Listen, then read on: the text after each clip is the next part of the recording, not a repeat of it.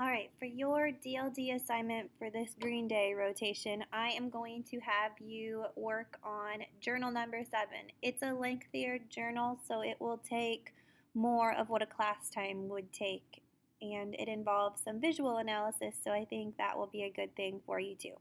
And so when you come to this page in the DLD module, it's an assignment page, and it's called the February 2nd DLD assignment. You are going to go to journal number 7. You can click on that here. There's a link to journal number 7. You can also find journal number 7 in the journal module. So it's in both places. So I'm just going to click here for it. You can see here's the link to the journal. It says there's a Google Doc, and when you are done, you are going to upload it here to the Journal 7 area. So you are not going to actually upload it in the DLD module. It is right here in the Journal 7 part, just so that we can keep all of our journals together. You'll click here to make a copy of the journal assignment. And then after you have made a copy, it's going to open up here. I'm just going to go over the cartoon analysis and what I would like for you to do. Again, it is not meant to be anything tricky. It should be pretty straightforward, and it is an activity that I had planned for us to do anyway, so it fits in nicely here for the DLD. The first thing on the AP test, especially in the synthesis section of the AP exam, there is a part where you may or may not have to analyze a cartoon. Most of the time these are political cartoons, or again, they are at least have some sort of like maybe social movement motive to them, so they'll be maybe going along with a current event topic, but more often than not, they are politically motivated. Some techniques that cartoonists use to create humor, because again, humor would be the main objective of a cartoon more often than not, humor or ridicule or mockery, would be first symbolism, and I've listed some symbols down here below, especially ones that are used in political cartoons, again, pretty often. That's when they use an object to stand in place of maybe an idea or a concept or even a person. So using a donkey in place of just, again, a Democratic figurehead, or just to kind of denote Democrats in general. So when you look at your cartoon for this activity, want to look for symbols. You're going to see exaggeration or maybe a caricature of a person's face. For instance, with President Obama, they typically liked, for whatever reason, to give him really big ears. With President Trump, if it's in color, they tend to tint him more orange, or again, maybe do something different with his hair. His lips have been something that, for whatever reason, they've chosen to overdo.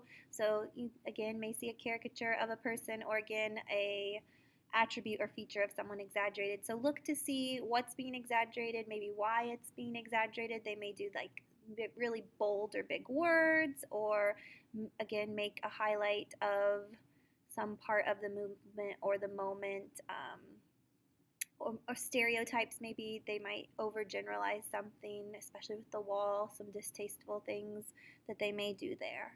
Labeling. Cartoons do not have to have labels or any sort of language. So if they've gone so far as to have a label, why did they put it there? If there is a lack of a label, why is it so clear? So again, just ask yourself, anytime a cartoonist uses words, why did he or she use them? Again, I think it's a goal of a cartoonist to express as much in picture form as possible. So if they're going to use words, then they are doing it for a purpose or a reason. Analogy, and again, I think this ties in well with symbolism, but what's being compared, especially if there's two things that don't belong together that are being put together, a lot of times they'll try to simplify the argument, so maybe they'll put it in childlike terms. A couple years ago when Clinton was running and she was kind of on the outs, they had her in the land of misfit toys, kind of this allusion to Rudolph the Red-Nosed Reindeer, and it fit in really well with the time. They had Trump as the Grinch because it was Christmas time, and so yes, these are symbols, but they're also analogies. They're comparing these two figureheads to something. So again, what are they trying to compare them to? Why are they trying to do that? And then lastly, irony.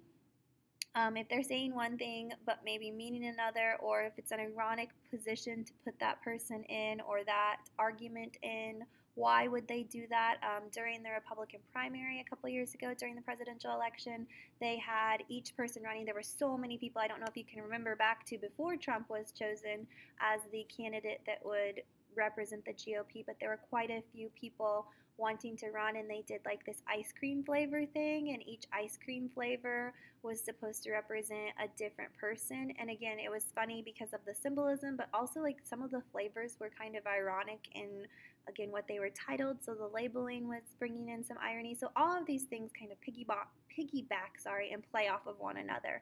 So again, kind of keeping that list in mind. Some of them will have all of them or a few of them, so don't stress if you don't feel like you found them all, but they're trying to emphasize something about whatever argument or issue the cartoonist is choosing to highlight.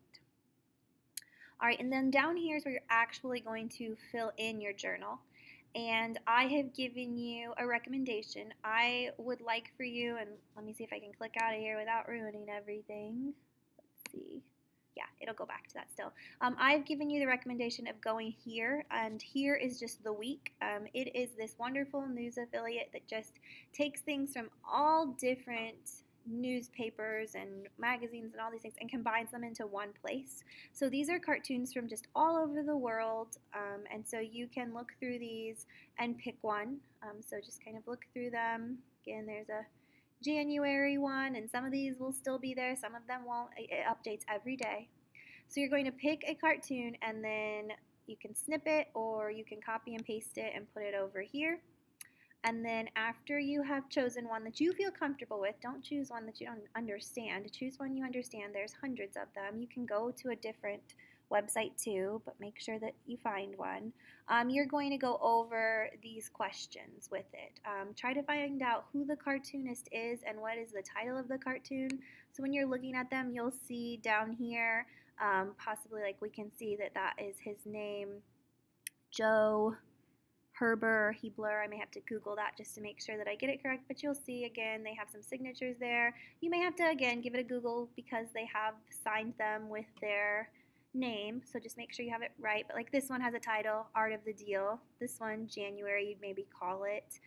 If it doesn't seem to have a title, you can say like doesn't seem to have any outstanding title, The No Call. If you watched, that's kind of an allusion to the football that's been going on recently, but you can also say, like, we see democracy here, USA, Russia. So there's a lot going on in that. It's relevant because of the Super Bowl time, and then it's also relevant because of just the political climate. So kind of a cool cartoon.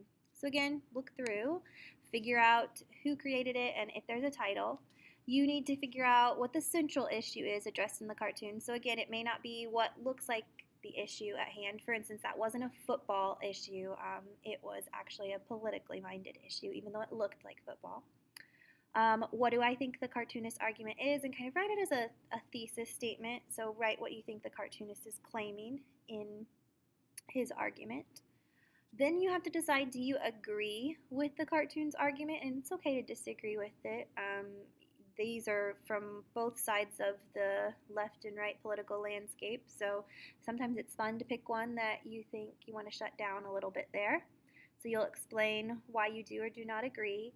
And then lastly, identify the devices that the cartoonist used, and those were what we talked about up here. So I guess I should have called them techniques, but techniques, devices, hopefully interchangeable in your mind, and explain how each one adds a layer to the argument. If he uses them all, then maybe give me a brief statement on which ones are used. If he just uses a couple, or you think two of them are used, maybe the best, then explain those to me. So again, I should see a pretty thoughtful analysis, and this is the only task I'm giving you through this DLD, so I do expect you to take probably 30 to 35 minutes working on this and writing about it, so I should see a hearty page response to this cartoon analysis.